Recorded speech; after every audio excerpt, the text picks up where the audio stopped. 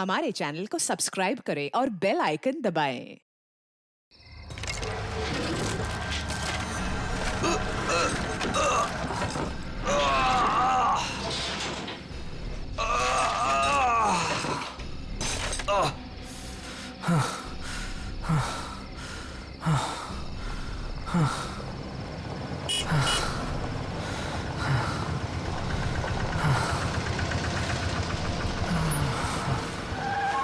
क्या हुआ भाई?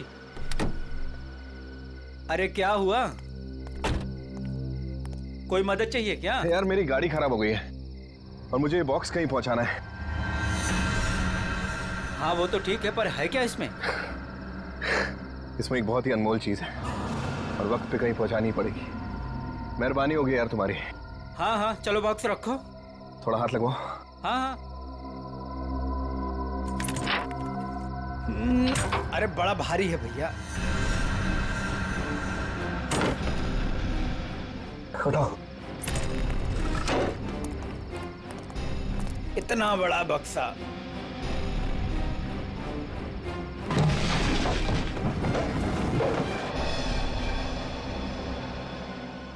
ये एड्रेस है, इस बक्से को इस जगह छोड़ देना। क्या मतलब है? आप नहीं आ रहे हो?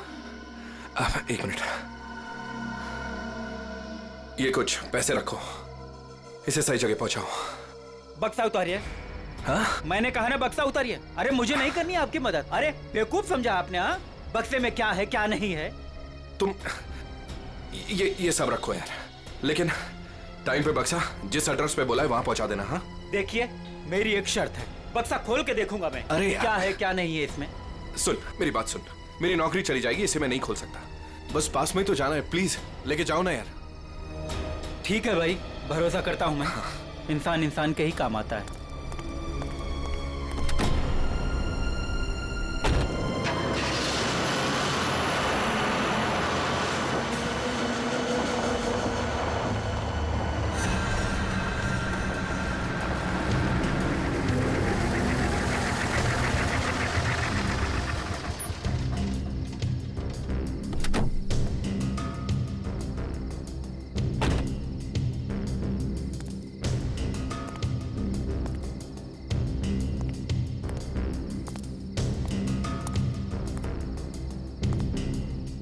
पता तो यही। कैसी चीख! अपने को क्या बक्सा यहीं उतार के चलता।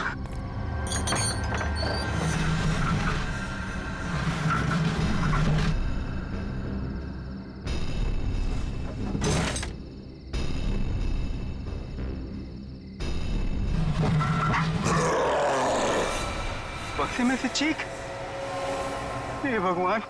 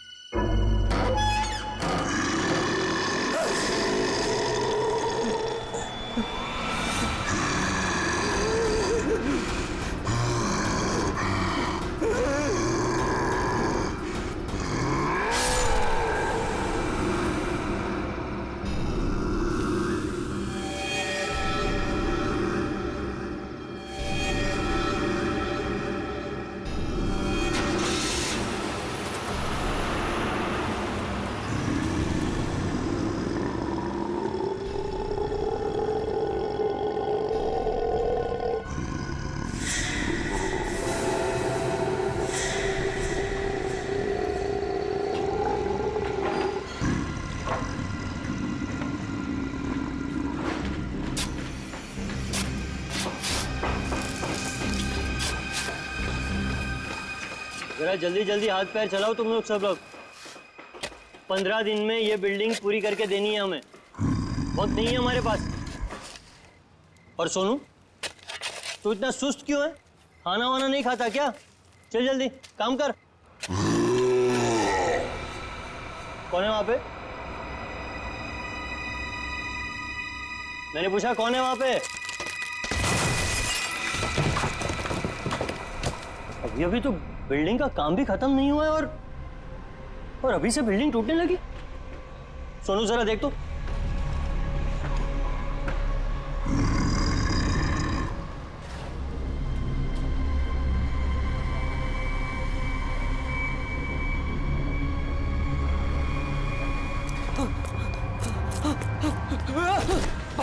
सब भागो ऐसे, सोनू, वरना सब मारे जाओगे। सोनू हुआ क्या? सब अरे हुआ क्या? किस चीज की आवाज थी? और ये चेहरे पर निशान कैसा है? पट्टियों वाला मुर्दा। मुर्दा? मुर्दा मुर्दा कुछ नहीं होता है, ये जरूर कोई चोर और घुसाया होगा। एक काम करो, सब लोग मेरे साथ चलो, चलिए मेरे साथ।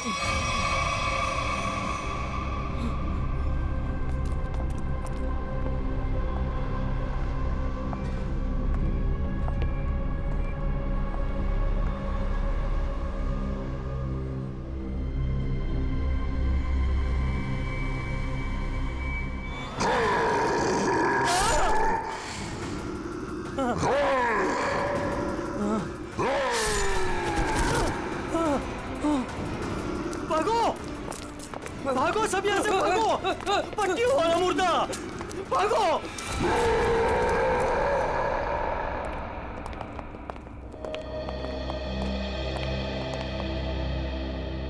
सर, मैंने और मजदूरों ने मिलकर एक फैसला किया है। कैसा फैसला? कि हम आपकी बिल्डिंग में अब काम नहीं करेंगे। तुम क्या बकवास कर रहे हो तुम?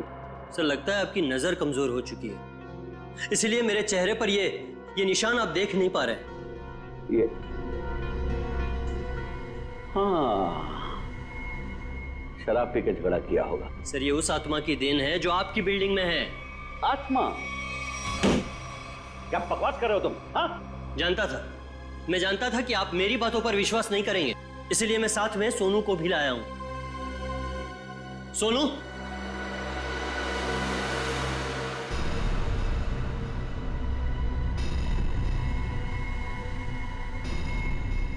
देखिए सर, बेचारा इतना घबरा गया है कि कुछ बोल नहीं पा रहा है।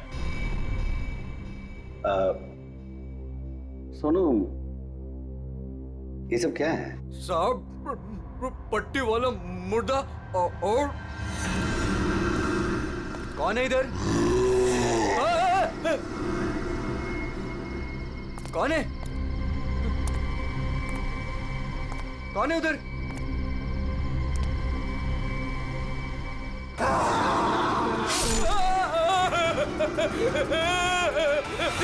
मुझे लगता है कि तुम सब लोग काम कम और नशा ज्यादा करते हो, तभी ऐसी बहकी बहकी बातें कर रहे हो। सर, अगर हमारी बातों पर यकीन ना हो तो कोई दूसरे मजदूर रख के क्यों नहीं देख लेते? जब वो अपनी आप बीती सुनाएंगे तब तो आपको विश्वास हो जाएगा ना। बिल्कुल रख लूंगा। इस शहर में मजदूरों की कोई कमी नहीं है। इस शहर में काम की भी कोई कमी नहीं है।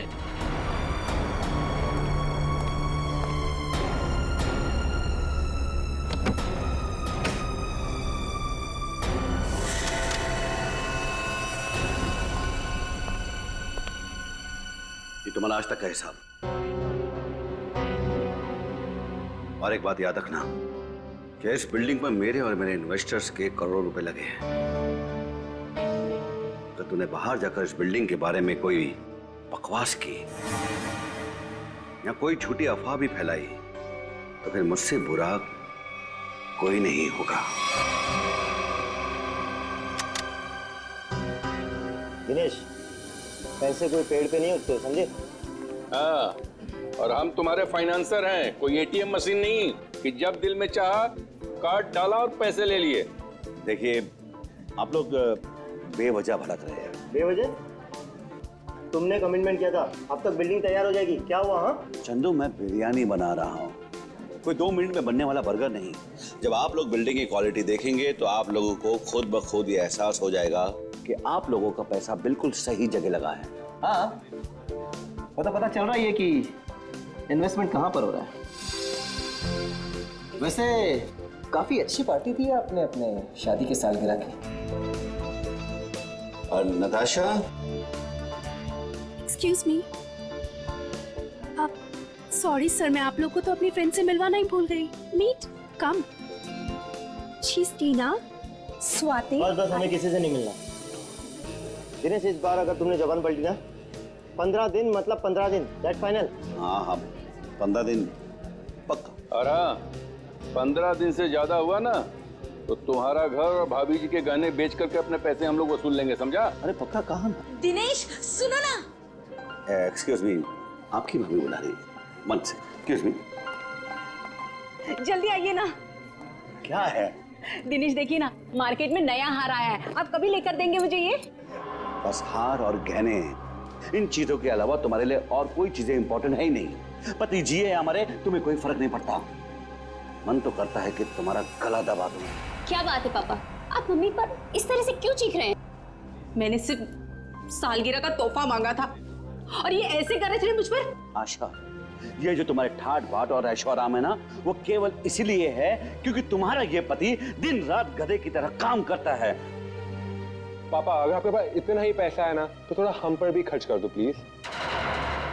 पहले तो आपने फ्लैट देने के लिए भी मना कर दिया, और अब जब मम्मी ने आपसे एक छोटा सा हार मांगा तो उसमें भी आपको दिक्कत है। तुम दोनों नालायक बच्चों को तो मैं कुछ दूंगा नहीं, और तुम लोग मेरे घर में रहते हो, इसी बात से खुश रहो।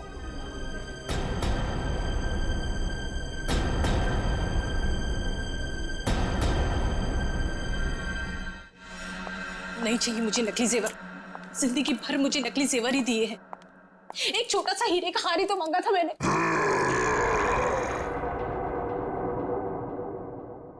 कौन कौन है वहां? कौन है वहां? कौन है वहां?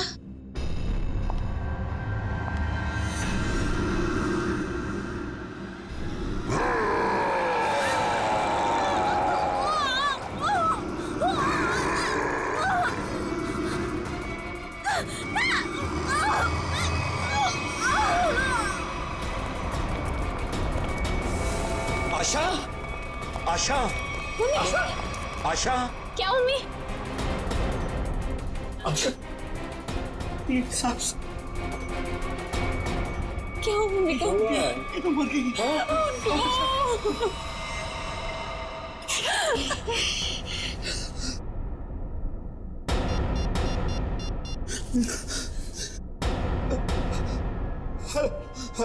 Hello, CID.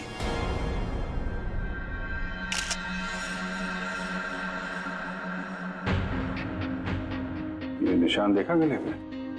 हाँ सर, लगता है काफी जोर से गला दबाया खूनी ने। ये जो नेकलेस है ना, इससे पकड़ के घसीटा है, तभी निशान इतने गहरे हैं। शायद बिल पाइप के टूट जाने से मौत हो गई इनकी। सर, खून के निशान कॉरिडोर में यहाँ तक आए हैं और आशा जी की चप्पल। अपने आप को बचाने में बहुत स्ट्रगल किया होगा इन्होंने, पर खूनी ज्यादा ताकतवर निकला। Excuse me, excuse me. एक सेकंड, एक सेकंड।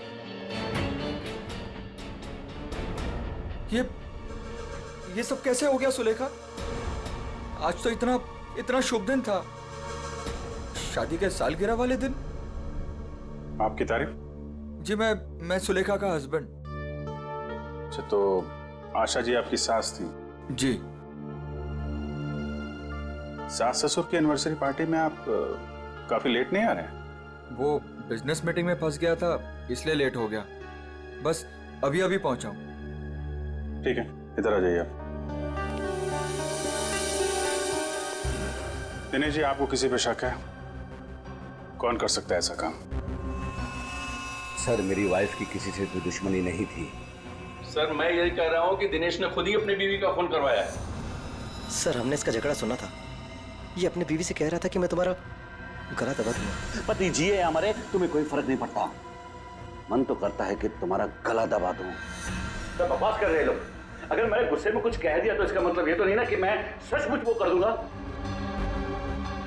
वैसे ऐसा हुआ क्या था कि आपको इतना गुस्सा आ गया कि आपने गला दबाने की धमकी दे दी, वो भी शादी की सालगिरह वाले दिन? सर, इसकी वजह भी ये लोग ही है। ये मेरे इन्वेस्टर्स हैं। अब मुझे एक एक पाई ऐसे देते हैं जैसे मुझ पर एहसान कर रहे हैं। तुम लोगों की मैं एक एक पाई चुका दूंगा, वो भी ब्याज सहित, समझे? तो दे दो ना। एक मिनट, बिजनेस की बातें मत कीजिए। यहाँ पे खून हुआ है।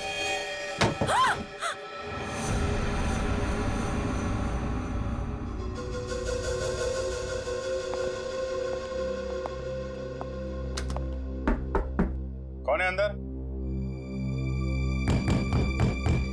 दरवाजा खोलो।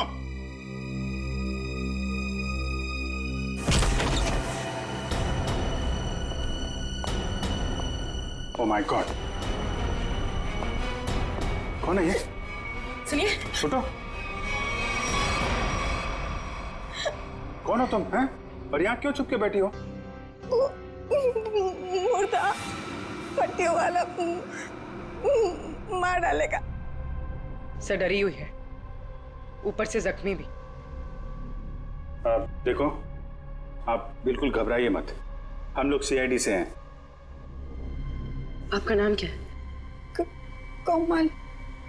कोमल? कोमल, आप यहाँ क्यों चुप के बैठी थी?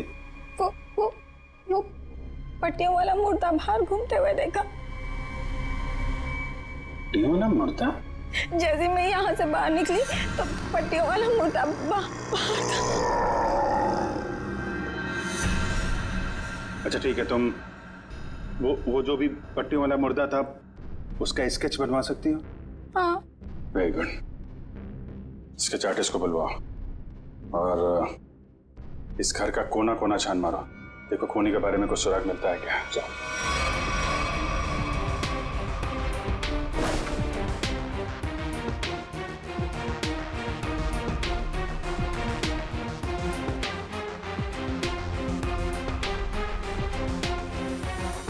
सर,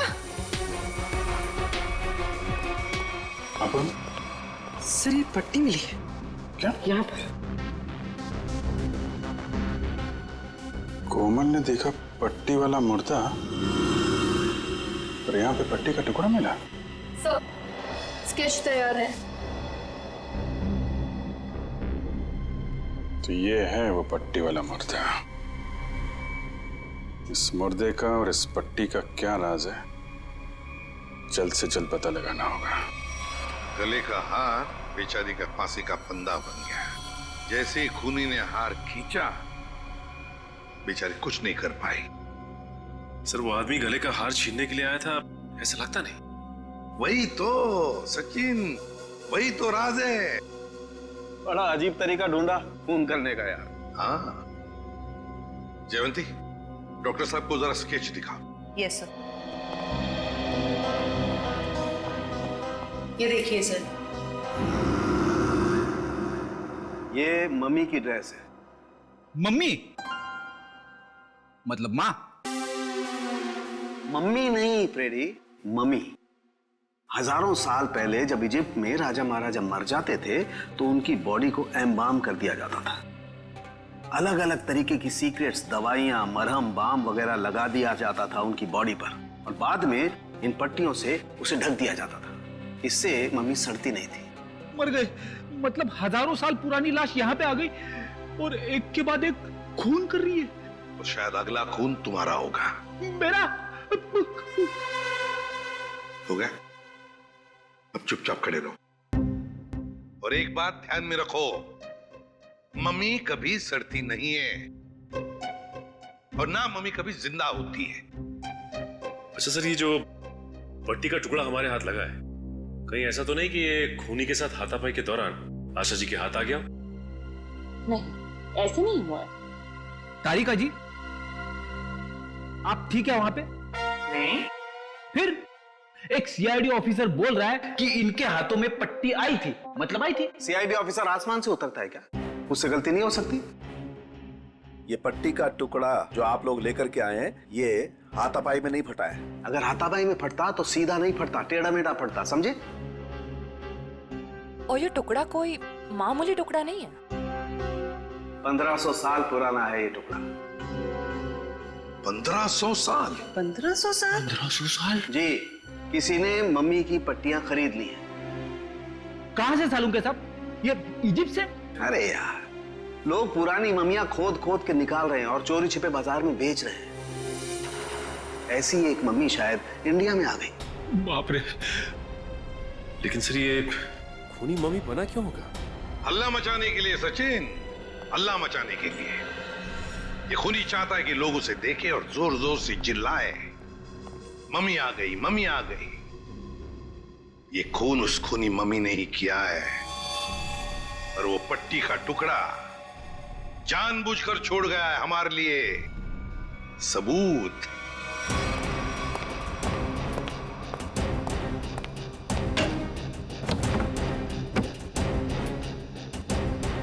आज तो मैं इस मम्मी का काम तमाम कर दूंगा।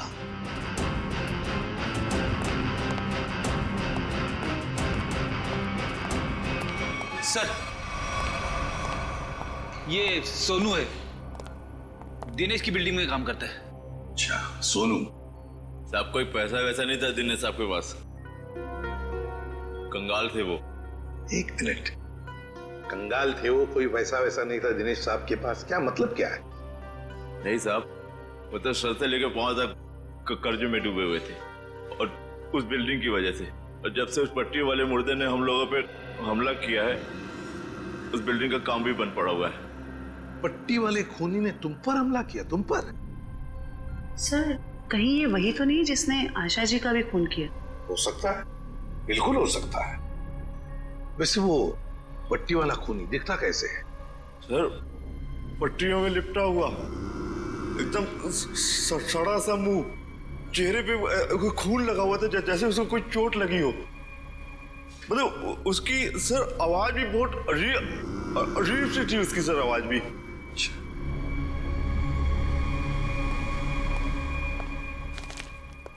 एक मिनट, क्या वो ऐसा दिखता था? हाँ साहब, ये तो था वो। चलो ठीक है, तुम जा सकते हो। अगर जरूरत पड़ी तो हम तुम्हें फिर से बुला लेंगे। सर, ये जो कोई भी आशा जी का खून करने के लिए आया था, या तो पहले से मम्मी बन के आया था, या फिर पार्टी में आने के बाद उसने अपना हुलिया बदला है। सर, काम करते हैं, पार्टी का फुटेज देखते हैं।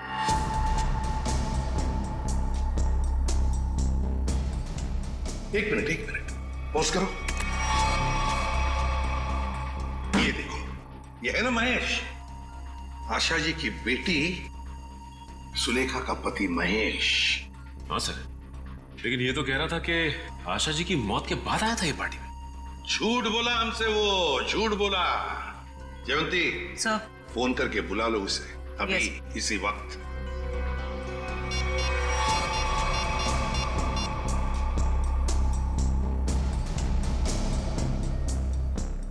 सर, फोन नहीं उठा रहा है।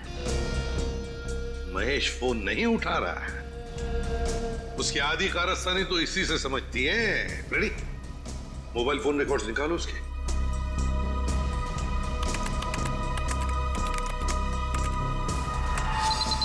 सर, ये रहे महेश के फोन कॉल रिकॉर्ड्स। 40 बार फोन किया है एक ही नंबर पे, पर ये नंबर तो उसके सासू माँ का है। सर, सासू माँ से इतना ज्यादा लगाव? इस महेश से मिलना पड़ेगा। महेश, एक्सक्यूज मी,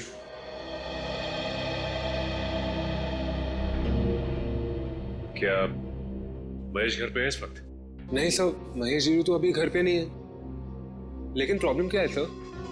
देखिए, महेश ने हम सबसे झूठ बोला। जब आपकी माँ का खून हुआ, उससे पहले ही महेश वहां मौजूद था। आपका मतलब है मेरे पति ने खून किया है? देखिए, हमें उस पर शक है। लेकिन सर वो ऐसा क्यों करेंगे? पैसों के लिए। पैसों के लिए किया होगा उसने। सब पैसों के लिए? लेकिन सारा पैसा तो डैडी के पास है, उन्होंने आज तक माँ को कभी कुछ नहीं दिया। तो फिर महेश जी जो क्यों हत्या करेंगे मेरी मॉम की? अब ये सब कुछ तो हमें महेश ही बताएगा। लेकिन हाँ, अगर महेश आपसे कांटेक्ट करता है तो हमें खबर कीजिए। तो फ्रेडी, इस महेश का मोबाइल ट्रैक करो, सब पता चल जाएगा।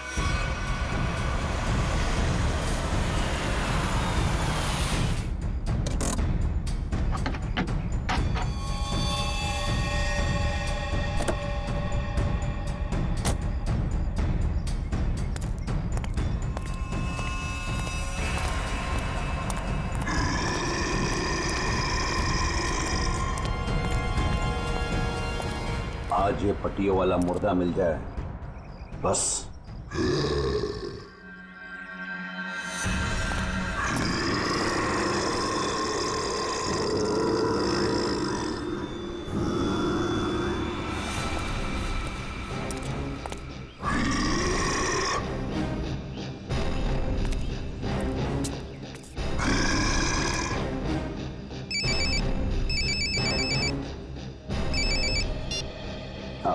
हेलो। हाँ हाँ हाँ जीतू भाई, हाँ आपके लिए खुशखबरी है। हाँ जी, बिल्डिंग का काम बहुत जल्द शुरू होने वाला है। कोई मजदूर वहाँ काम करने को तैयार नहीं है। क्या तुम वहाँ का सारा काम खुद करोगे? नहीं जीतू भाई, मैं उस वजह को ही खत्म कर दूंगा जिसके कारण सारे मजदूर डरे हुए हैं। आज उस पट्टी वाले मुद्दे का दी एंड है। मैं आपको बाद में फोन करता हूँ।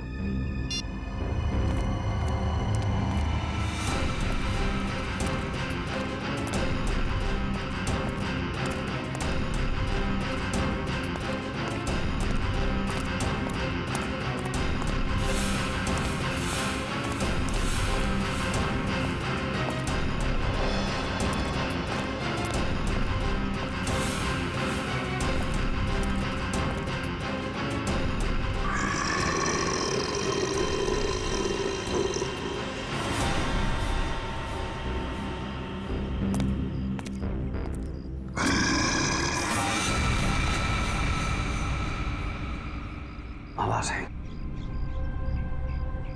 यहीं से आवाज आई।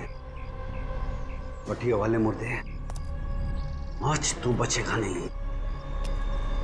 आज तुझे छोड़ूंगा नहीं मैं। गोली मत चलाना। तो तू ही ये सब कुछ कर रहा है और तूने ही आशा को भी मारा। नहीं, मैं ऐसा क्यों करूंगा? मैंने नहीं मारा। तू यहाँ क्या कर रहा है? मैं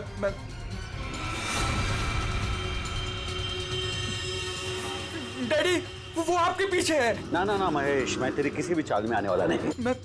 मैं सच कह रहा हूँ, वो पट्टी वाला मुर्दा आपके पीछे ही है।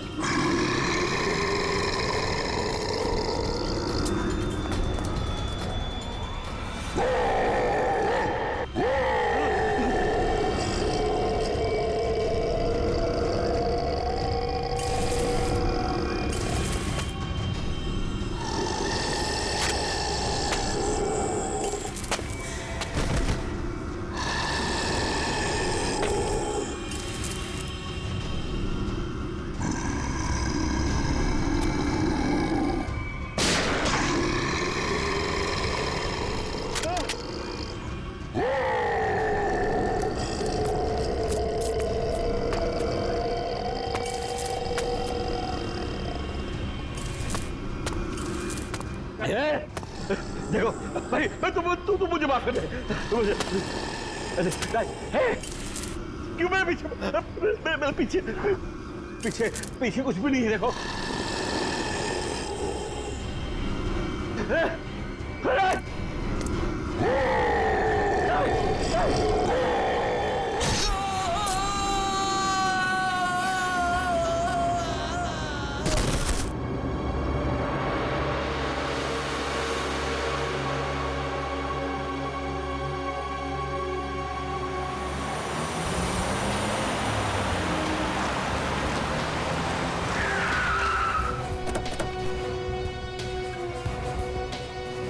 सर, मोबाइल कंपनी वालों से पता चला है कि ये दिनेश का मोबाइल भी यहीं पे है। इससे पहले महेश दिनेश को नुकसान पहुंचाए, हमें उसे बचाना होगा। अरे सर, दिनेश। चलो देखते हैं।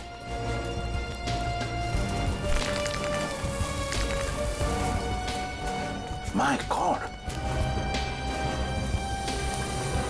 ये तो जिंदा है। सच, जल्दी से एम्बुलेंस बुला, जल्दी। फ्रेडी, जयवंती, देखो आसपास। Yes sir.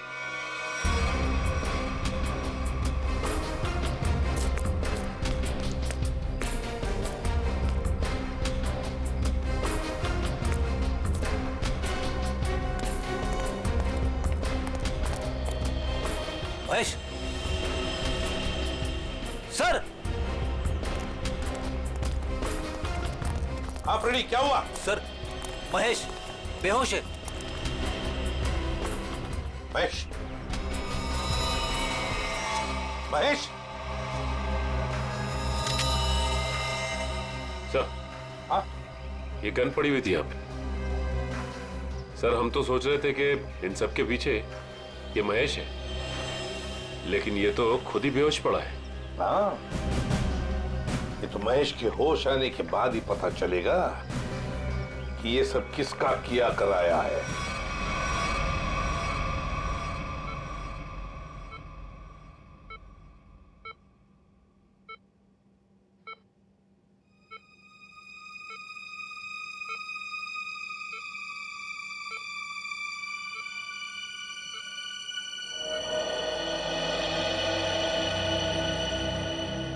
डॉक्टर साहब, अब कैसी तबीयत है मेरे पापा की?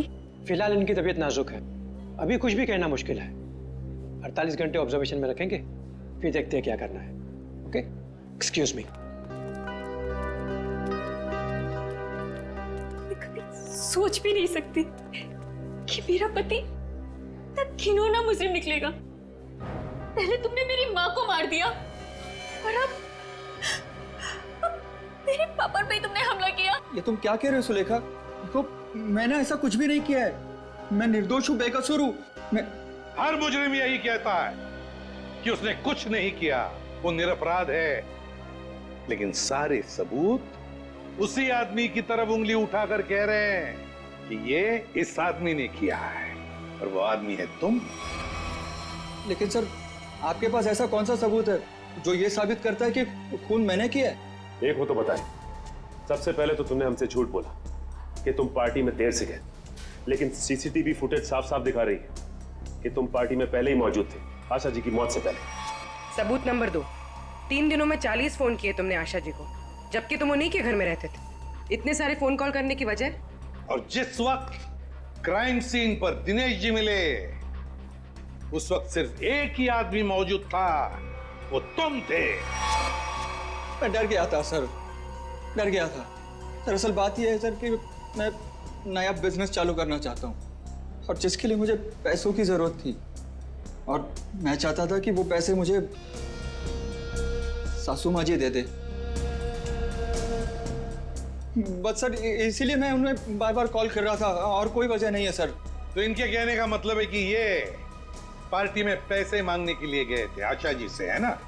हाँ सर, उस दिन मैंने देखा कि ये लोग बिजनेस के लिए मुझे पैसा नहीं दे रहे, और सासू माँ को लाखों करोड़ों के गहने दिए जा रहे। और तुमने गुस्से में आकर मार डाला आशा जी को? नहीं, मैंने उन्हें नहीं मारा। मैंने कहा ना, मैं उनसे पार्टी में बात करने ही गया था, पर मेरे बात करने से पहले ही उनका मर्डर हो चुका था। नहीं महेश जी, कौन विश्वास करेगा तुम्हारी इन बातों पर? पहले तुमने आशा जी को मारा, फिर दिनेश जी के पीछे पड़े, और वो भी कहां पर? अंडर कंस्ट्रक्शन बिल्डिंग में। ये गलत इल्जाम है। मैं वहां पर उनसे भी बात करने गया था, मैंने नहीं मारा। ऑफिस में नहीं जा सकते थे, घर में नहीं जा सकते थे? उनसे बात करने में ऑफिस से गया था, पर जब मैं ऑफिस पहुंचा सर, तो वो निकल चुके थे अपनी साइट पे सर।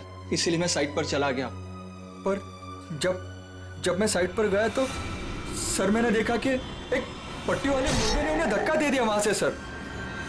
आशा जी और दिनेश जी पर मम्मी ने हमला किया? हाँ सर। पंकज, ये तो उस आदमी ने किया जो दुनिया को दिखाना चाहता है कि ये किसी इजिप्शियन मम्मी ने खून किया है। पर वो हमारे परिवार के पीछे क्यों पड़ा है? डॉक्टर साहब कह रहे थे ना कि इस तरह की पुरानी और महंगी पट्टियां आसानी से नहीं मिलती। सचिन, सेंट्रल स्टेट लेबोरेटरी से पता लगाएंगे कि पट्टियां कहां से और कैसे मिली है। मैं ACID से आपसे मिलना चाहती हूँ। डॉक्टर चारू, आप ही? हाँ, मैंने ही आपको फोन किया था। डॉक्टर चारू, इस पट्टी को पहचानती हैं? ओह माय गॉड, ये पट्टी आपको कहाँ से मिली? ये पट्टी तो हमारी लैब से चुराई गई थी। इस सिलसिले में एक डॉक्टर को काम से भी निकाल दिया गया। आइए।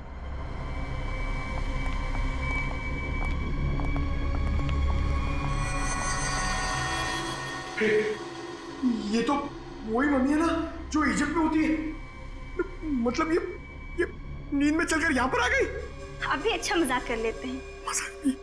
दरअसल हर साल इजिप्ट से इन मम्मीज को हमारे यहाँ रिसर्च के लिए भेजा जाता है, और सर ये मम्मीज 1500 साल पुरानी है। तो क्या सिर्फ इन्हीं मम्मीज की पट्टी गायब है? हाँ सर, कुल 5 मम्मीज की पट्टियाँ चोरी हुई थी, जिसमें से 2 पे मैं काम कर रही हूँ इन्हें गलने से बचाने के लिए। अच्छा, आप कह रही थी ना कि एक डॉक्टर को काम से निकाल दिया गया पट्टी चुराने के इल्जाम, उसकी डिटेल मिल सकती है हमें? हाँ सर, देती हूँ।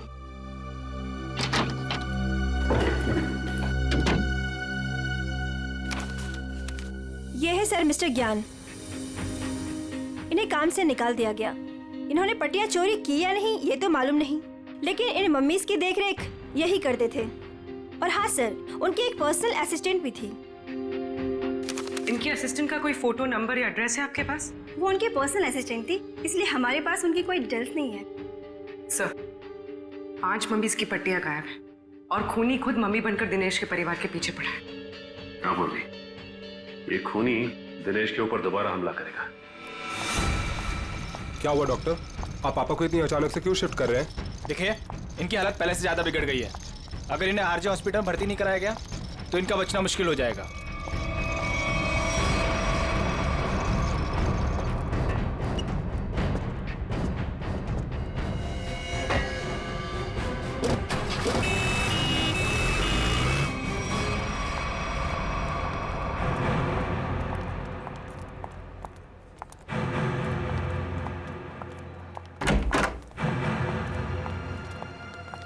दिनेश जी तो कहीं दिखाई नहीं दे रहे यहाँ पे। वही तो, चलो देखते। अरे डॉक्टर साहब। हाँ जी, ये पेशेंट मिस्टर दिनेश का है? हाँ जी, उनको तो डिस्चार्ज दे दिया है। क्या मतलब तबीयत सुधर गई थी उनकी? नहीं, तबीयत तो नाजुक ही थी, पर उनके परिवार वालों को शायद भरोसा नहीं था कि उनका यहाँ अच्छा इलाज होगा। तो उन्होंने दूसरे डॉक्टर को फोन किया और वो यहाँ से दूसरे हॉस्पिटल ले गए। कौन से hospital? RJ hospital. RJ hospital, उसका नंबर तो होगा ना यहाँ पर? हाँ जी, रिसेप्शन पे होगा। चलिए आइए बात करा देता हूँ।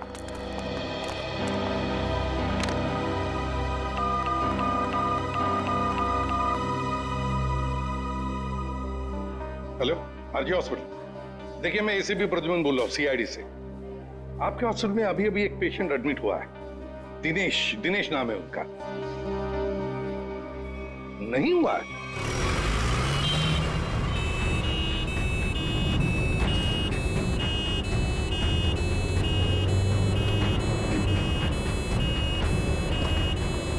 काम हो गया बॉस, तीर कमान से निकल चुका है। आप निशाना तैयार रखो।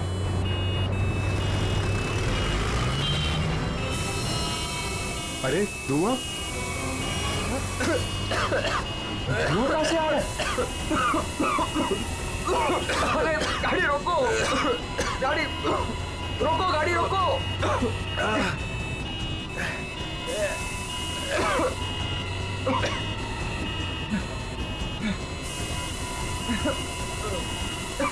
धुआं बढ़ते ही जा रहा है ये।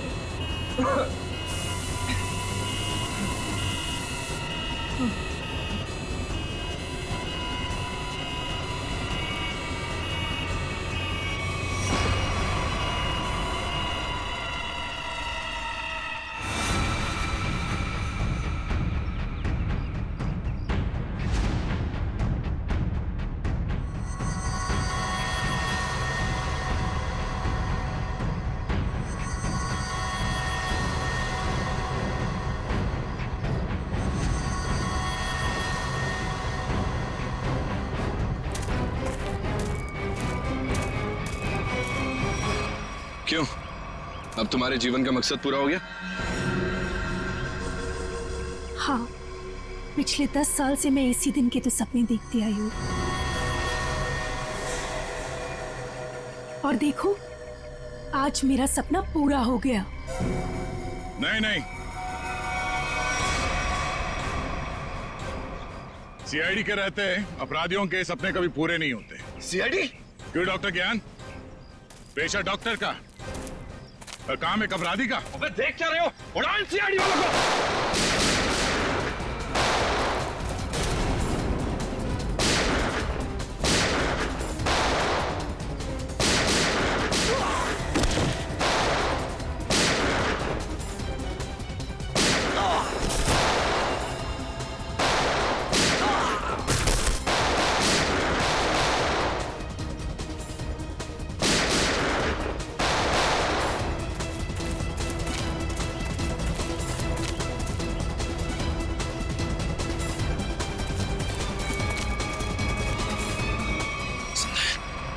सबके सब बेहोश हैं, इनको होश में आना पड़ेगा।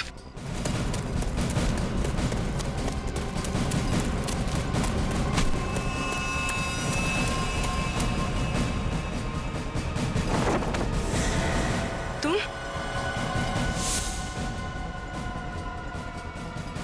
जिंदा लोगों को मम्मीफाई करी थी ना? मैं तुम्हें सिखाती हूँ मम्मीफिकेशन किसे कहते हैं। अपराधियों को मम्मीज बनाने का काम हम करते हैं। मैं दिनेश की सेक्रेटरी सिर्फ इसलिए बनी ताकि इससे अपने भाई के मौत का बदला ले सकूं। और इसलिए मैंने मम्मी बनकर इसकी बिल्डिंग में काम करने वाले लोगों पर हमला किया ताकि मम्मी की अफवाह फैल जाए। तुम कुणाल की बहन हो? नाम मत लो अपनी गंदी जबान से मेरे भाई का। एक वक्त था जब वो तुम्हारा सबसे करीबी दोस्त था और तुमने क्या किया? दोनों साथ गए थे ना विदेश पैसा कमाने के लिए। सर इसको सहयोग से एक मम्मी मिली और मेरा भाई चाहता था कि वो ये मम्मी वहां की देश की सरकार को सौंप दे, लेकिन ये दिनेश उसे ग्रे मार्केट में बेचना चाहता था। सर ऐसा सर।